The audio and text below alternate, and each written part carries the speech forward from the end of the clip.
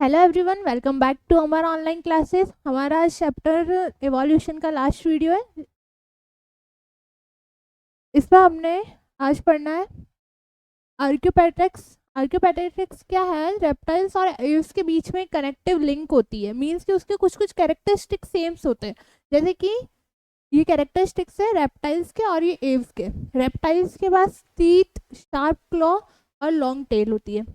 Aves में wings होते हैं, फीदर्स होते हैं। इनकी ये कैरेक्टरिस्टिक्स है।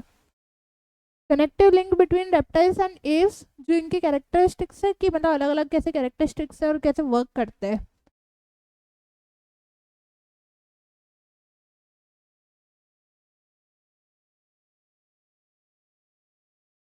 इसके आगे हार्डी विजनबर्ग प्रिंसिपल। हार्डी विजनबर्ग प्रिंसिपल हमें पढ़ना है। इसमें क्या है? एलील के बारे में बता रखा है।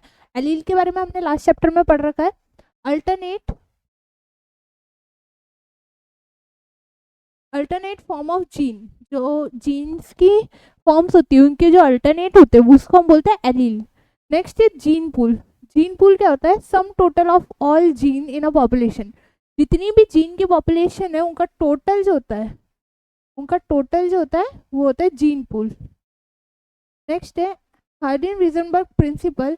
In a large random mating population, allele frequency remain constant generation after generation if the population is free. Evolutionary forces like means कि इसमें क्या होता है कि जो एलील के ऊपर इन्होंने बात करी थी, जो भी मेटिंग पॉपुलेशन है, जो मेटिंग कराते हैं उनके जो एलील फ्रिक्वेंसी है वो सारे कांस्टेंट हो जाते हैं। उनके जो जनरेशन है, जनरेशन के बाद जनरेशन में आगे ट्रांसफर होते रहते हैं। कुछ ना कुछ फीचर्स जो होते हैं वो आगे आगे ट्रांसफर होते रहते हैं। इस प्रिंसिपल ने ये बताया था।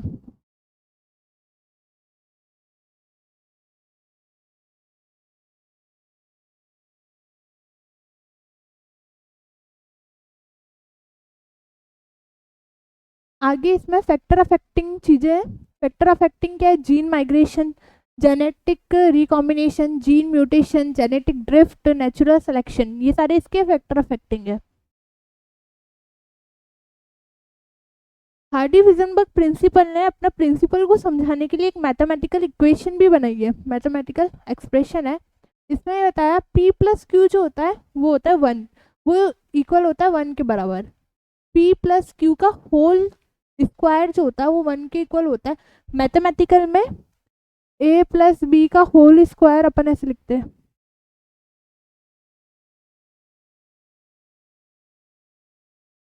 ए square plus 2ab plus b square, ये ऐसे लिखा जाता है। इसमें पी है, जो ये पी है, वे p is frequency of dominant allele. जो डोमिनेंट एलील है, जैसे कि मीन्स टॉल स्मॉल, एक तो डोमिनेंट और एक रिसेसिव ले लो, तो डोमिनेंट जो एलील है उसको अपन पी से डिनोट कर रहे हैं। नेक्स्ट क्यू है। Q is a frequency of recessive allele. जो क्यू है वो रिसेसिव एलील है, ये रिसेसिव है और ये डोमिनेंट है। हमने लास्ट चैप्टर में पढ़ा था डोमिनेंट और रिसेसिव का हम पनेट स्क्वायर भी बनाते थे। ये इसका पनेट स्क्वायर रहता था।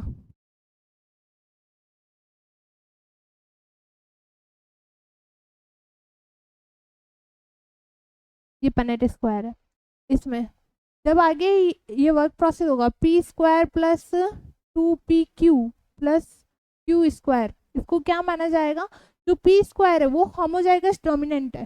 होमोजाइगस का मीन होता है सेम, ये होमोजाइगस डोमिनेंट।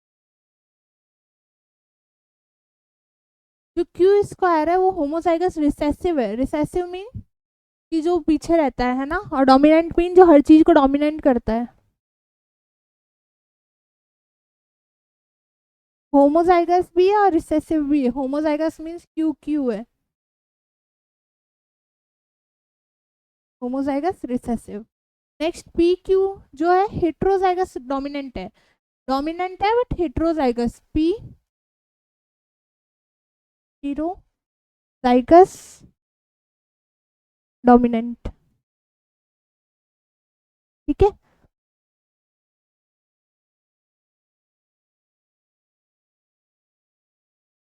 ये हिजनबर्ग प्रिंसिपल की मैथमेटिकल फॉर्म थी ये वाली, p प्लस क्यू का होल स्क्वायर है जो अपन 1 के इक्वल मानते, और ये इस पे ये वाली मैथमेटिकल फॉर्म लगेगी, p square plus 2p plus Q square. इसके आगे जो फैक्टर अफेक्टिंग हमने देखे थे, उसके आगे फर्स्ट हमारा था जीन माइग्रेशन। जीन माइग्रेशन में if multiple migration occur in a population, multiple जो माइग्रेशन है वो एक ही पॉपुलेशन के साथ हो रहा है, उसको हम बोलते हैं gene migration. Genetic recombination, genetic recombination होता है during crossing over in gamete formation. जब गैमेट फॉर्मेशन होता है, जब क्रॉसिंग ओवर होता है, मीन्स ये वाला है, ये क्रोमोसोम है,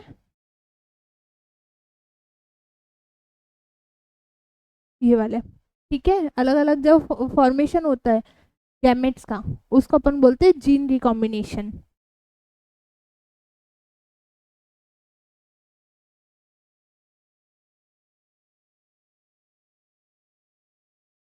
इसके बाद थर्ड है mutation Lederberg, Lederberg replica plate experiment. इन्होंने भी एक एक्सपेरिमेंट करके दिखाया है।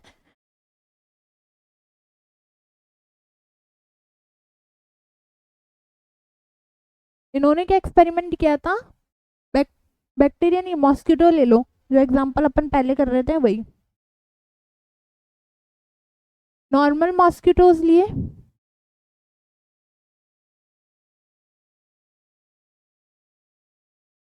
ये नॉर्मल मॉस्किटो, इनके साथ कुछ ऐसे वेरिएशन वाले मॉस्किटोज भी हैं,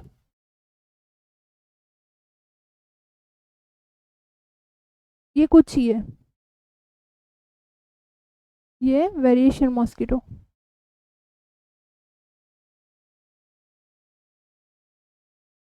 वेरिएशन मॉस्किटो।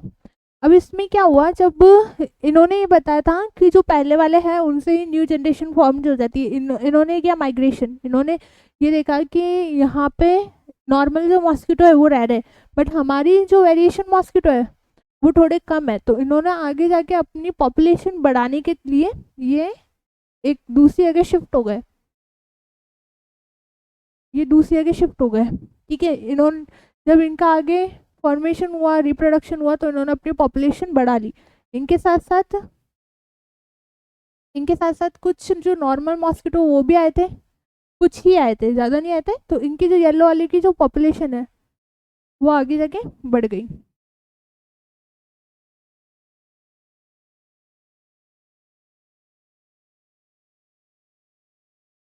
येलो वालों की पॉपुलेशन आगे जाके बढ़ गई, यहाँ पे इनकी पॉपुलेशन हाई हो गई थी, ठीक है।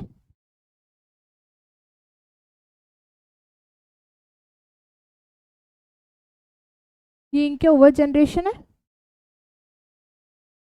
ओवर जनरेशन के बाद आगे ये जब शिफ्ट हुए तो इनके साथ कुछ जो नॉर्मल मॉस्किटो वो भी आए थे। उसके बाद इन्होंने ये एंटीबायोटिक मीडियम में, एंटीबायोटिक रेसिस्टेंस जो हमने पढ़ा था उसके अंदर इसको डाला, तो ये वाले तो सारे खत्म हो गए। उसके बाद जो येलो वाले उनकी पॉपुलेशन इंक्रीज हो गई।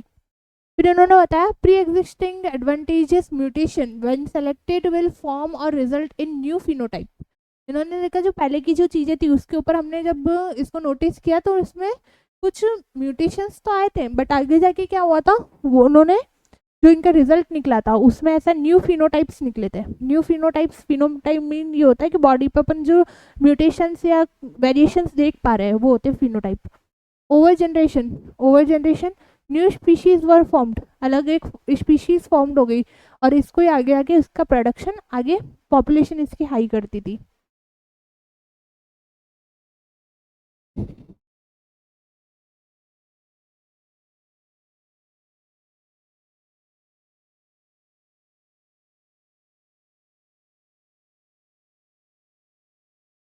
इसके आगे फोर्थ है नेचुरल सिलेक्शन। नेचुरल सिलेक्शन हम पढ़ चुके हैं। फिफ्थ है genetic drift. Genetic drift in a small population random loss of allele may be due to natural calamity another biogenic action human action. Geographical isolation, separate area. Genetic drift का mean क्या है कि कोई भी छोटी population को आप देखोगे और उसमें आगे जाके उसमें और ज़्यादा पॉपुलेशन हो रही है, किसकी वजह से? ह्यूमन एक्शंस की वजह से। इसमें टू टाइप्स के जेनेटिक ड्रिफ्ट बता रखे, फाउंडर इफेक्ट और बॉटलनेक इफेक्ट। इसको भी आगे रीड आउट करते हैं।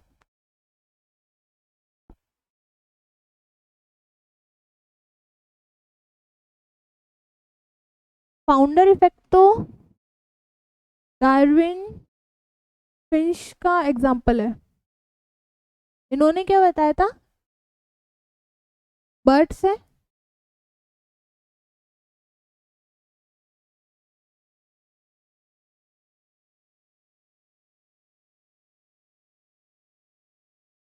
ये सारी बर्ड्स है। अब कुछ इसमें भी ऐसी बर्ड्स है जिसमें वेरिएशंस है, कुछ ऐसी बर्ड्स है जिसमें वेरिएशन है।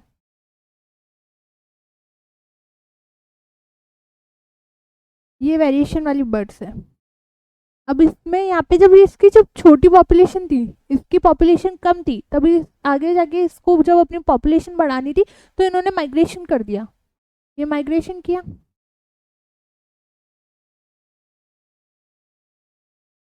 ये ब्लू बर्ड्स थी, इनके साथ कुछ येलो बर्ड्स भी आई। येलो बर्ड्स आके इनका जब आगे इन्होंने पॉपुलेशन बढ़ानी चाहिए तो इतनी नहीं बढ़ी, बट जो ब्लू बर्ड्स का अलग ही इन्होंने जब माइग्रेशन किया तो आगे जाके ब्लू बर्ड्स का एक अच्छा सा पॉपुलेशन बन चुका था।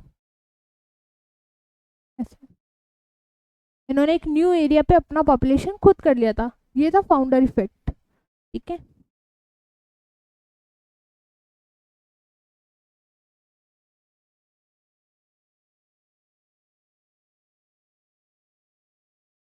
इसके आगे फाउंडर इफेक्ट ड्राविन फिंचेस का एग्जांपल है। फाउंडर पॉपुलेशन क्या है? There is an original population of seeds reading birds living in mainland South Africa. South Africa पे सारी बर्ड्स वगैरह रहती थी, बट कुछ आगे गैलेपोस आइलैंड पे आ चुकी थी। जो ब्लू बर्ड्स थी वो गैलेपोस आइलैंड पे आ चुकी थी। These are called founder population. They are finding habitat to their beak modified with time. जो इनकी बीक थी वो मॉडिफाइड होती गई, क्योंकि उनका जो वहाँ पे जो वो लोग रह रहे थे उनकी पॉपुलेशन अलग थी, वो जिनका रह रहे थे उनका हैबिटेट अलग था। उनका हैबिटेट अलग था, उनकी पॉपुलेशन अलग थी। अब ये यहाँ पे आए तो इनकी बीक भी मॉडिफाइड हुई। Beak modified with time, some become insects eating. कोई कुछ बर्ड्स इंसेक्ट्स को ईट करने लग गई थी, कुछ कैक्टस को खाती थी, कुछ नेक्टर लेती थी और कुछ फ्रूट्स ईट करती थी।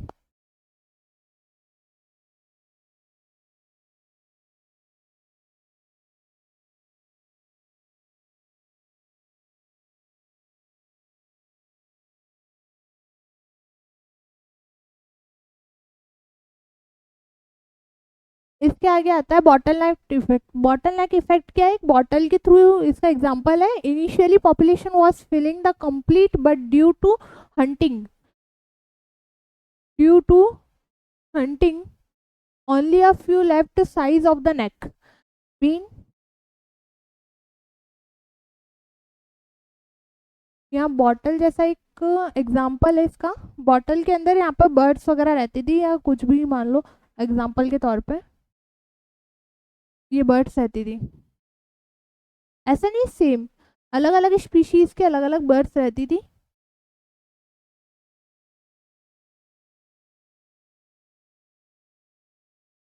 ये आगे जाके जब आगे इसको मॉडिफाइड करना चाहा तो क्या हुआ?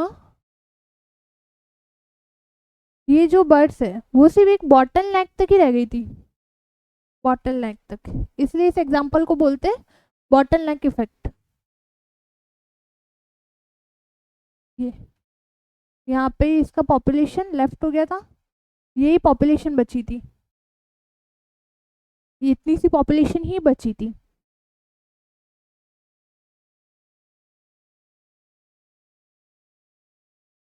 Population left like in bottle नेक। ये है इसका सेकेंड एग्जांपल, बॉटल नेक इफेक्ट।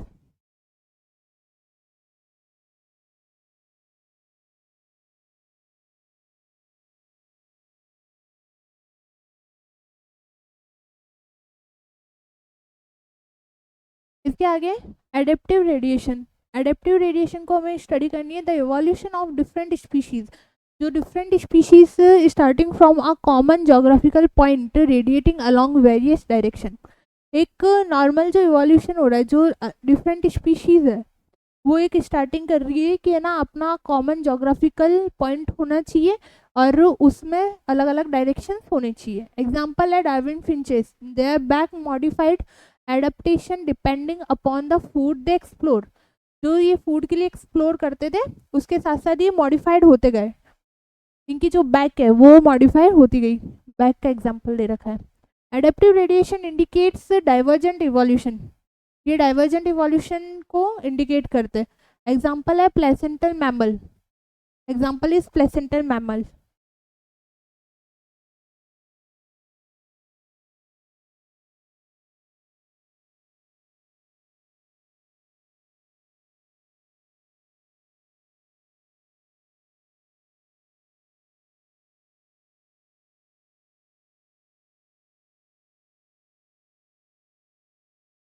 ये इसके एग्जाम्पल है प्लेसेंटल मैमल और ऑस्ट्रेलियन मार्शुपियल्स। इसमें क्या है, मोल, ये प्लेसेंटल मैमल का एग्जांपल ये और ऑस्ट्रेलियन मार्शुपियल का एग्जांपल ये। मार्शुपियल मॉल, यहाँ पे मॉल है, यहाँ पे मार्शुपियल मॉल है। एंटीएटर, एंटीएटर न्यूमेट, न्यूमेट को अपन एंटीएटर बोलते हैं, ठीक है। Mouse, marsupial mouse. Lemur, spotted cuscus. Flying squirrel, flying phalanger. बोल rat, Tasmanian tiger. Wolf, Tasmanian wolf, ठीक है। ये इसके एग्जांपल्स है।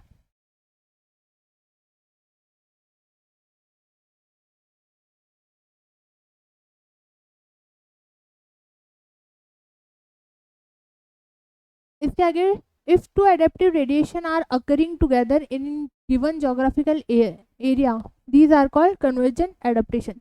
अगर कोई दो एडेप्टिव रेडिएशन साथ में रहे तो उसको बोलते कन्वर्जेंट रेडिएशन। इसके आगे हम जियोलॉजिकल टाइम स्केल देखेंगे। जियोलॉजिकल टाइम स्केल क्या है, इसमें एरा और पीरियड मीन्स की जो टाइम है उसके ऊपर बता रखा है। ये ओल्डेस्ट है और ये न्यू, मीन्स पहले कैसे चलते थे, यहाँ से स्टार्ट होगा, ये है ओल्डेस्ट और ये न्यू। कैसे जियोलॉजिकल टाइम स्केल बनी थी, ठीक है, ये ऐसे जाइए। फर्स्ट है प्रोटोजोइक। प्रोटोजोइक हमारे सबसे पुराने एंसेस्टर, प्री कैम्ब्रियन, पैलेजोइक, मीजोजोइक और कोजोइक। ये तो है ईरा, ये एरा में आ गया।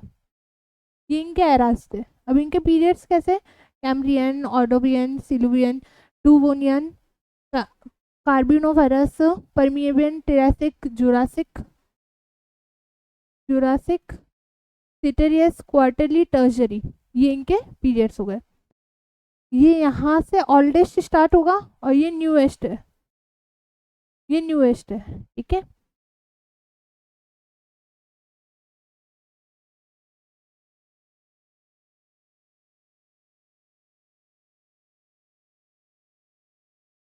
इसके आगे a brief account, a brief account of evolution. इसमें जो हमने अभी तक पढ़ा था ये हमारी समरी है, ये समराइज करने के लिए। यूनिवर्स का ओरिजिन 20 बिलियन ईयर अगो हो गया था, earth 4.5 billion year ago, invertebrates 500 million year ago, jawless fishes 350 million year ago, seaweeds and few plants 320 million year ago. ये सारे हमारे समराइज पॉइंट थे। We are told that the first organism that invaded and were plants, invaded land and were plants, ठीक है। Fish with stout strong fins 350 million year ago could move on land and go back to water. इन्होंने बताया था कि जो fishes थी वो 350 million year अगो से है और इनके पास ऐसे स्ट्रॉन्ग फिन्स थे। इनके जब 350 मिलियन अगो पहले इनके पास ऐसे स्ट्रॉन्ग फिन्स थे, उनकी हेल्प से ये लोग लैंड पर भी आ जाते थे और वापस वाटर में भी चले जाते थे।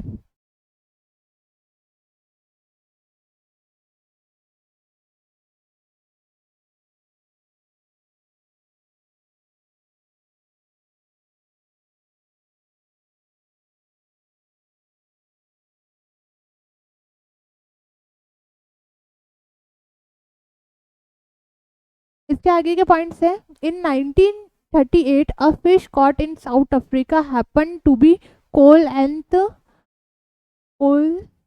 and which was through to be extinct. These animals called lophines involved into the first amphibian that live on both water and land.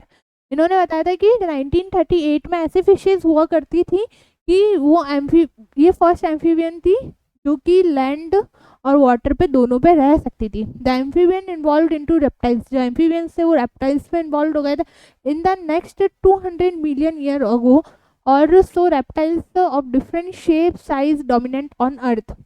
20 million year ago पहले रेप्टाइल्स जो थे वो डिफरेंट शेप साइज सारे डोमिनेंट हो चुके थे हमारे earth के ऊपर. Some of these land reptiles went back into water. कुछ रेप्टाइल्स ऐसे थे कि वापस से वाटर में जा सकते थे to evolve into fish like reptiles 200 million year ago. Fish like जो रेप्टाइल्स थे वो वापस से वाटर में जा सकते थे. The land reptiles were the dinosaurs.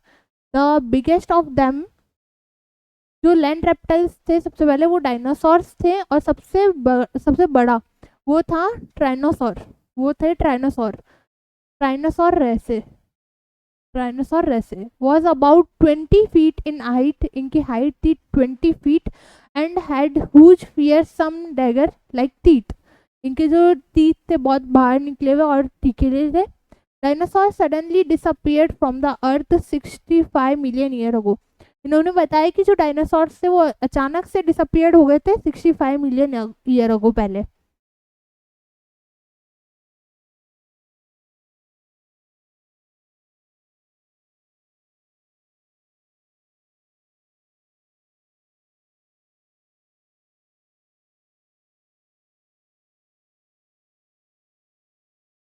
इसके आगे the first mammal were like shoes.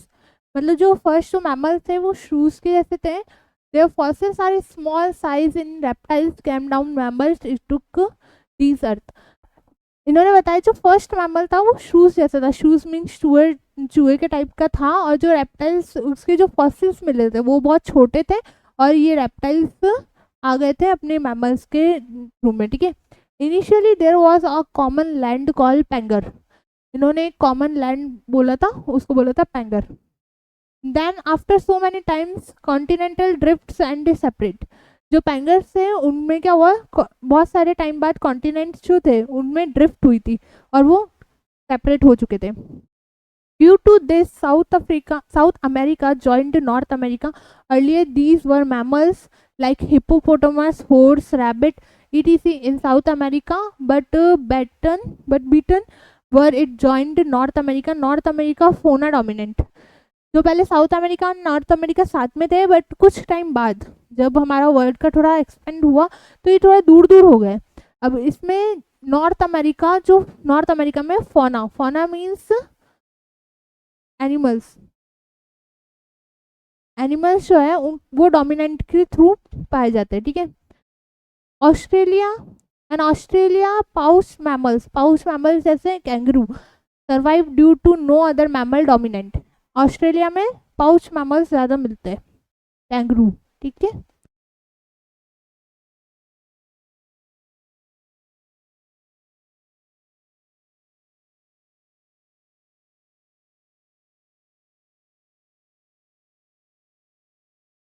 इसके बाद आता है एनिमल इवोल्यूशन. एनिमल का कैसे इवॉल्व हुआ आगे जाके. पहले फर्स्ट है अर्ली रेप्टाइल्स. जो अर्ली रेप्टाइल्स हैं वो हमारे एक्सटेंट हो चुके हैं, वो हमारे खो चुके हैं. उनके थ्रू हमें दो चीज़ें मिली है, साइनेप्सिप्ट और सौरोस्पिप्ट. सौरोस्पिप्ट में क्या है, लिजार्ड, स्नेक, टॉर्टॉइज और टर्टल. साइनेप्सिड से हमें बना है पैलिसनेड और आगे जाके थ्रियास्पेट, और उसके आगे जाके जब हमारे मैमल्स का आगे एक्सटेंट हुआ है. ठीक है. इसमें थियोगोडॉन्ट में डायनासोर, क्रोकोडाइल, बर्ड्स वगैरह सारे मिले. इसमें ये एक्सटेंट है. एक्सटेंट मीन ये हो चुके हैं, अब ख़त्म हो चुके हैं. ये एक्सटेंड हो चुके हैं.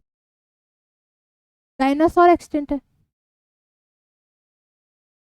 क्रोकोडाइल और मैमल, क्रोकोडाइल और बर्ड्स अभी यहाँ पे है।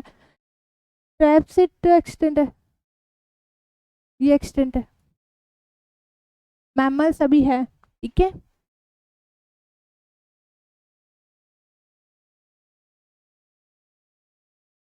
ये इसका प्रॉपर चार्ट है, मीन्स ये अर्ली रेप्टाइल्स है,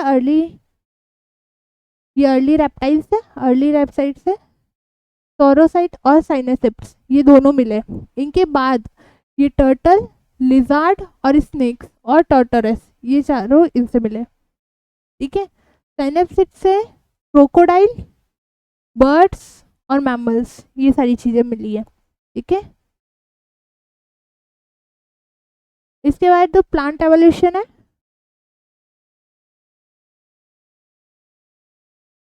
प्लांट एवोल्यूशन, प्लांट एवोल्यूशन का चार्ट ये कि फर्स्ट इसमें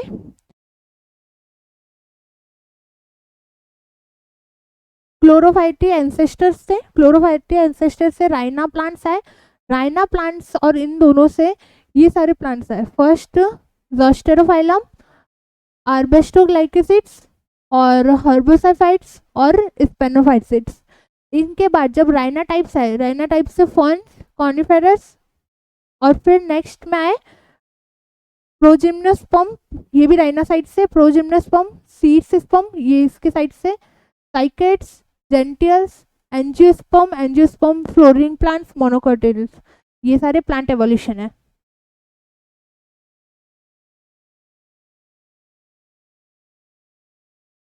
इसके बाद हमारा आता है ह्यूमन इवोल्यूशन। ह्यूमन इवोल्यूशन में हमने देखना है कि पहले आए थे मैमल्स, फर्स्ट मैमल से, मैमल्स के आगे आ रहे प्रीमेट्स और नॉन प्रीमेट्स बनते हैं। प्रीमेट्स में आगे एप्स और चिंपैंजी, एप्स और ह्यूमंस बनते हैं और ह्यूमंस से जैसे चिंपैंजी बन के देन ह्यूमंस कंप्लीट होता है। ये सारे मंकी के। When we look at the skull of human, skull of human, ये ह्यूमन का स्कल है, ये यंग चिंपैंजी का है,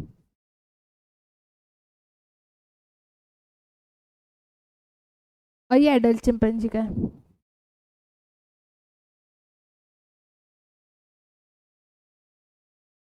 When we look at the skull of woman and baby chimpanzee look similar to, ये जो बेबी चिंपैंजी है और ह्यूमन का जो स्कल है और बेबी चिंपैंजी का जो स्कल है वो थोड़ा सेम है, ठीक है।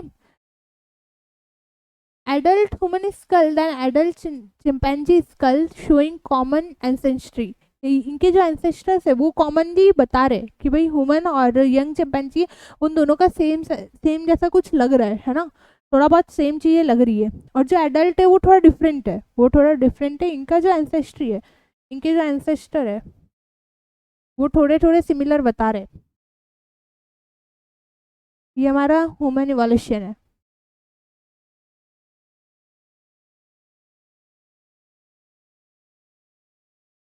ह्यूमन इवोल्यूशन में अलग अलग टाइप्स है, Dryopithecus, Ramapithecus, Australopithecus, Homo habilis, Homo erectus, Homo Neanderthals, Cro-Magnon and Homo sapiens. ये सारे अलग अलग टाइप्स है, इसको भी अपन को पढ़ना है। फर्स्ट है Dryopithecus. Dryopithecus 15 million year ago पहले आए थे और डायरेक्ट एंसेस्टर थे एप्स के। एप्स मीन्स चिंपैंजी, चिंपैंजी ऐसे लगते थे। इनके पूरे बॉडी पे हेयर्स थे और more like apps, more like app, ठीक है। नेक्स्ट आते हैं रामापिथेकस। रामापिथेकस 15 मिलियन ईयर अगो मोर लाइक ह्यूमन जैसे लगने लगे थे ये थोड़े, मतलब इनके जो फॉसिल्स थे वो शिवालिक हिल्स में मिले थे, शिवालिक हिल्स में फाउंड हुए थे, found in Shivalik hill India, ठीक है। ये दो चीज़ें हो गई है।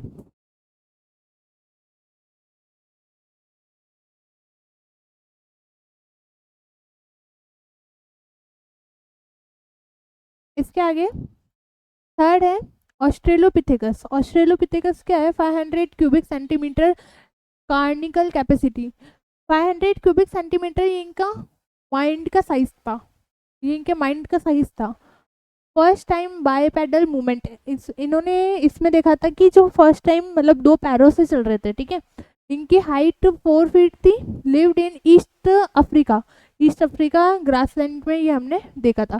Fossil obtain from Ethiopia and Tanzania, ये यूरोपियन कंट्री है, उनके नेम है, ठीक है। Made stone weapon to earth eat fruit, इनको देखा था तो ये फ्रूट्स ही ज़्यादा ईट करते थे, ठीक है। होमो हैबिलस, होमो हैबिलस का क्या है, होमेंट लाइक ह्यूमंस, मीन्स कि ह्यूमंस टाइप दिख गए थे, बिल्कुल मैन की तरह एबल थे, परफेक्ट टूल मेकर थे, ये टूल्स वगैरह बनाना स्टार्ट हो गए थे। Probably did not eat meat, ये लोग मीट नहीं खाते थे क्योंकि उस टाइम पे इनसे आग नहीं लगी थी, उस टाइम पे ये फायर नहीं हुआ था, ठीक है, होमो हैबिलस के टाइम पे।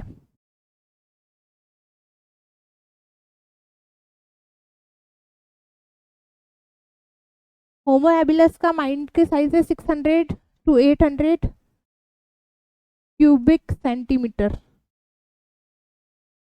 Cubic centimetre.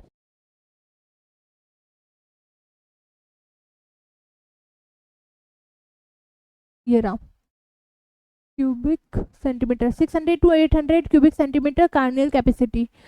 होमो इरेक्टस, नेक्स्ट होमो इरेक्टस है 900 क्यूबिक सेंटीमीटर कार्डियल कैपेसिटी। ये फर्स्ट टाइम इरेक्ट पोस्चर में थे, मीन्स सीधे इनका पोस्चर हो चुका था। ये फायर का यूज़ करते थे और ये मीट खाते थे। इनके जो फॉसिल्स थे 1891 में मिले थे। होमो निदरतल, होमो नहीं आएगा, only Neanderthal, probably lived in central and east Asia, east Asia और सेंट्रल में ये हमें मिले थे 4000 to 1 lakh year ago. 1400 cubic centimetre इनका माइंड का साइज था। First time covered their body, ये इन्होंने अपनी बॉडी को कवर करना स्टार्ट कर दिया था। Buried dead one and put flowers on them, ठीक है।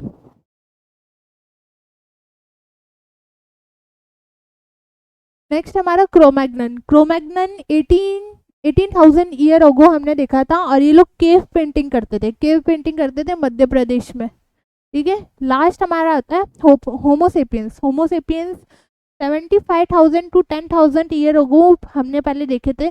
Ice age is when they arose, but agriculture revolution 10,000 year ago, means की एग्रीकल्चर रिवॉल्यूशन भी इन्होंने स्टार्ट कर दिया था, ह्यूमन सेटलमेंट हो चुके थे, इंडस्ट्रियल रिवॉल्यूशन कर रहे थे।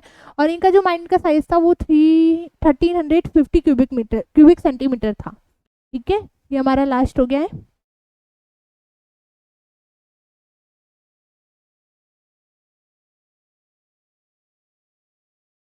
ये चैप्टर हमारा कंप्लीट हो गया है। Thank you so much for watching this video.